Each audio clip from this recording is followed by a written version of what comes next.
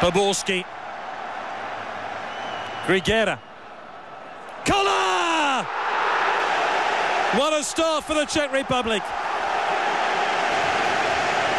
Grigera's probing cross right onto the head of Jan.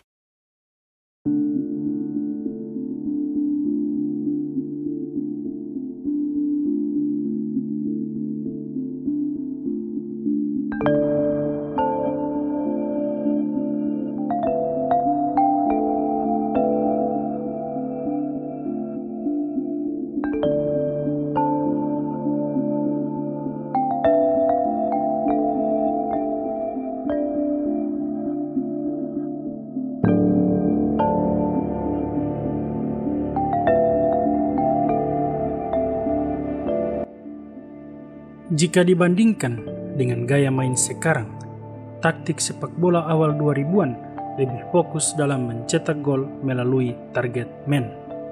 Striker yang dominan dengan tubuh besar serta memiliki insting tajam lebih diminati ketimbang striker cepat yang bisa berbagi ruang. Hal ini cukup beralasan, apalagi strategi 4-4-2 lebih populer ketimbang 4-3-3 atau 4-3-2-1. Dari sekian banyak striker yang tenar pada masa tersebut, nama Jan Koller mencuat sebagai salah satu contoh hebat. Dengan tinggi melewati 200 cm, ia sangat ditakuti dan ganas di kotak penalti lawan. Saat berkarir sebagai pesepak bola, Koller pernah memiliki cerita unik. Penasaran dengan kisahnya? Mari kita simak kisah selengkapnya.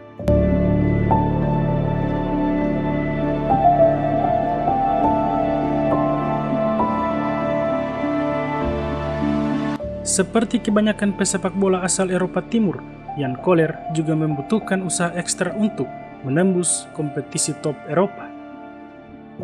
Ia cukup beruntung karena memulai karir profesionalnya bersama Sparta Praha, salah satu tim paling sukses di Republik Ceko.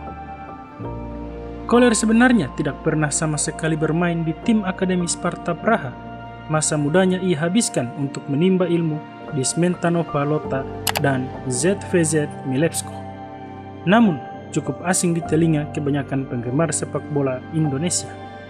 Dengan postur yang tinggi menjulang, Koller sudah mendominasi sedari muda dan menjadi salah satu striker potensial. Tak perlu waktu lama, ia pun bisa berkarir di luar Ceko, walaupun masih sebatas Liga Belgia. Ia saat itu bermain bersama KSC Lokeren dan RSC Anderlecht. Koller mendapat gelar top skor Jupiler Pro League 99 dan dinobatkan sebagai pemain terbaik Liga Belgia pada tahun 2000. Itu menjadi bukti kehebatannya. Prestasi tersebut membuatnya menembus Liga Top Eropa. Ia direkrut Borussia Dortmund pada tahun 2001. Performa Koller makin menakutkan ketika ia bergabung dengan Borussia Dortmund. Selama 5 tahun, Koller mampu mencatatkan 184 penampilan dengan torehan 79 gol dan 32 assist. Ia berperan membawa di Borussia juara Bundesliga 2001-2002. Seiring permainan hebatnya tersebut, Koller makin populer. Ia juga dikenal sebagai striker kuat, sulit untuk tergeser dan tentu saja hebat dalam duel udara. Ada sebuah istilah yang menyebutnya sebagai towering forward. Di samping karirnya yang cemerlang di level klub, Jan Koller juga muncul sebagai striker hebat di level timnas. Ia sangat beruntung karena berada satu angkatan dengan generasi terbaik sepak bola Republik Ceko. Nama-nama besar seperti Pavel Nedved, Peter Cech, Marek Jankulovski, Tomasz Rosicky, Milan Baros, hingga Vladimir Smisser pernah menjadi rekan setim selama 10 tahun pengabdian. Puncaknya terjadi pada Euro 2004 ketika timnas Ceko berhasil menembus babak semifinal. Namun mereka kalah dari Yunani yang saat itu menjadi juara. Meskipun tak pernah memberikan gelar bagi negaranya, Jan Koller patut berbangga. Hingga saat ini ia masih menjadi top scorer sepanjang masa timnas Republik Ceko dengan koleksi 53 gol. Angka tersebut sangat jauh dari torehan Patrick Schick yang hingga saat ini baru mencatatkan 18 gol. Jan Koller punya cerita menarik saat berada pada masa emas sebagai seorang striker tajam. Cerita ini selalu berulang ketika ada seorang outfield player yang harus menjadi kiper dadakan dan berhasil clean sheet. Pasalnya, Koller hingga saat ini dinilai sebagai kiper dadakan tersukses dalam sejarah Liga Top Eropa.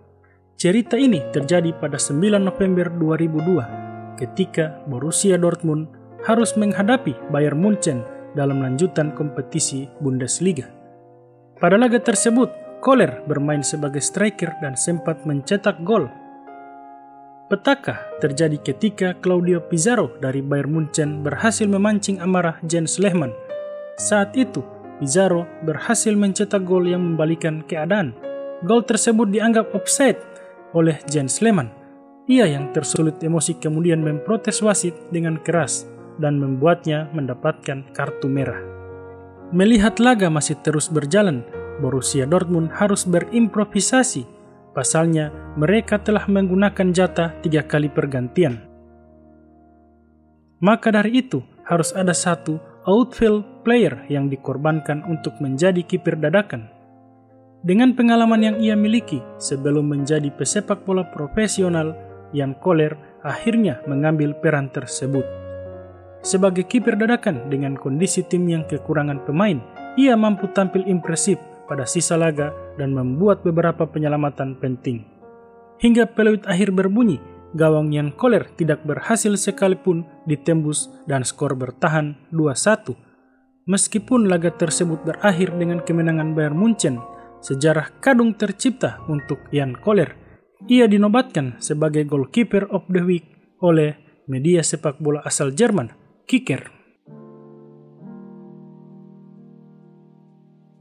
Seiring dengan usia yang menua, Jan Koller mengalami penurunan performa. Setelah hengkang dari Borussia Dortmund pada tahun 2006, ia sempat membela AS Monaco selama 2 tahun. Pada 2008, Koller kembali ke Jerman untuk bergabung bersama FC Nuremberg selama setengah musim. Dalam karir sepak bolanya, masa membela Nuremberg mungkin jadi masa terburuk bagi Koller. Pasalnya, kehadirannya tersebut tak bisa membantu FC Nuremberg terhindar dari jurang degradasi.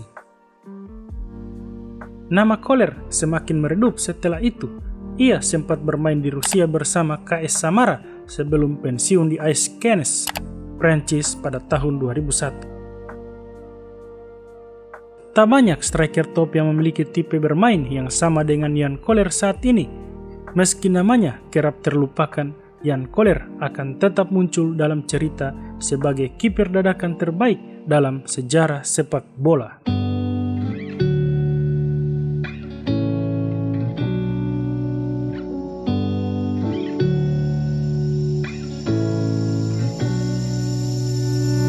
I'm not thinking about the way you keep my world from spinning. I'm just thinking about your eyes.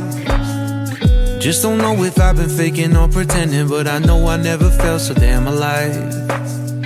I don't know if I believe the information given, that there is someone by your side. Coming back inside my body for a second, there is no way that I'm never gonna try.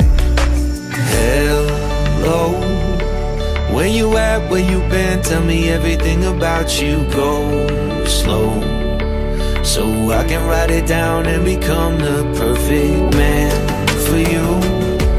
What you like, what you don't, you should never be flying